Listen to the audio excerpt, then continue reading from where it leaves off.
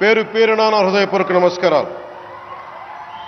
ప్రజలు ఎన్డీఏ ప్రభుత్వాన్ని నమ్మారు, నిలబడ్డారు.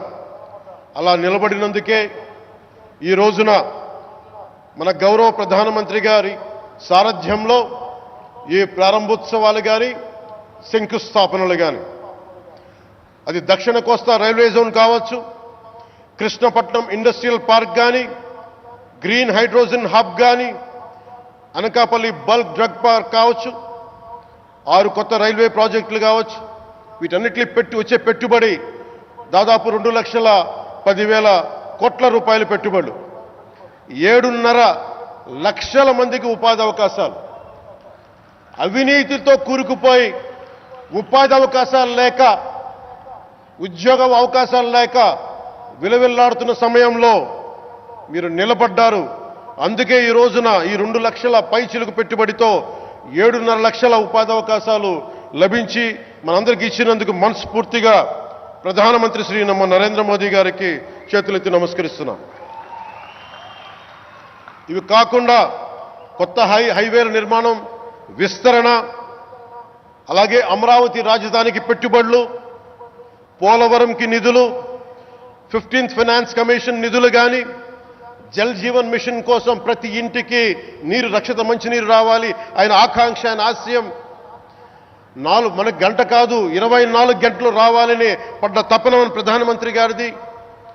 వీటన్నిటికీ చేయగలుగుతున్నాం, ముందు ప్రారంభించామంటే మీరు మా మీద పెట్టిన భరోసా, మా మీద పెట్టిన నమ్మకం, గౌరవ ప్రధానమంత్రి గారి మీద మీరు చూపించిన నమ్మకం. ఈ రోజున అది 2 లక్షల పైచులకు పెట్టుబడులుగా ఇక్కడికి వచ్చింది. ఎక్కడో మన మారుమూల గ్రామాల్లో 70 సంవత్సరాల పాలనలో గ్రామాలకి రోడ్డు లేదు. ప్రధానమంత్రి సడక్ యోజన కింద ఈ రోజున మనం మారుమూల గిరిజన గ్రామాల్లో కూడా రోడ్లు వేయగలుగుతున్నామంటే దానికి ముందుండి మాకు వెన్నుతట్టి మాకు నిధులు సమకూరుస్తుంది నరేంద్ర మోదీ గారు.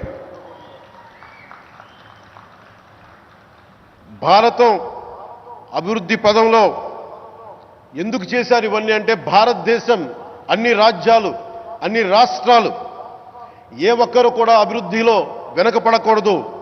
అది మనకి తెలంగాణ కావచ్చు, ఆంధ్రప్రదేశ్ కావచ్చు, ఆంధ్రప్రదేశ్లోని ఉత్తరాంధ్ర, రాయలసీమ, మనకి కోస్తాంధ్ర కావచ్చు, ఎక్కడా కూడా ఏ ప్రాంతం కూడా వెనుకపడకూడదు. అభివృద్ధిలో అందరికీ సమాన వాటా ఉండాలని చెప్పే ఈరోజు ఇన్ని పెట్టుబడులు.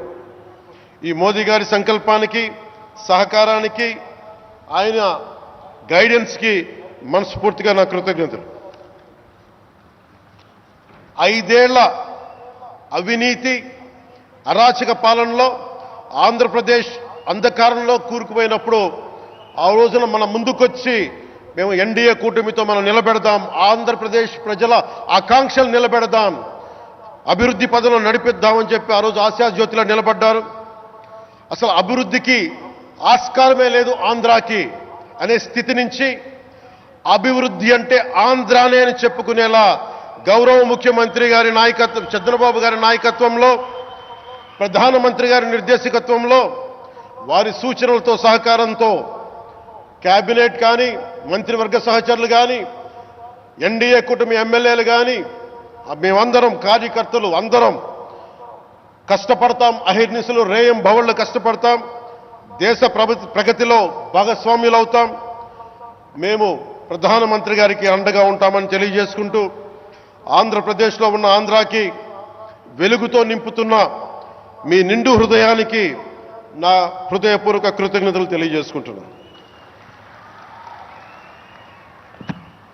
మరోమారు మీ అందరికీ ధన్యవాదాలు తెలుపుకుంటూ, నమ్మకం పెట్టారు. మీరు పెట్టిన నమ్మకానికి ఈ రోజున 2 లక్షల పైచిలకు పెట్టుబడులు తీసుకొచ్చాం.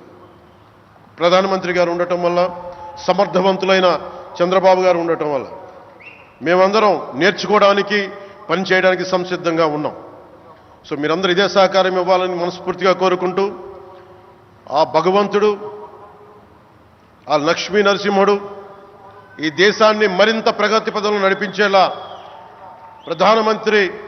గౌరవ ప్రధానమంత్రి శ్రీ నరేంద్ర మోదీ గారికి దీర్ఘాయుష్ ఇవ్వాలి, ఆరోగ్యం ఇవ్వాలని మనస్ఫూర్తిగా కోరుకుంటూ, ఆ లక్ష్మీ నరసింహుడిని వేడుకుంటూ సెలవు తీసుకున్నాను. జై భారత్, జై హింద్.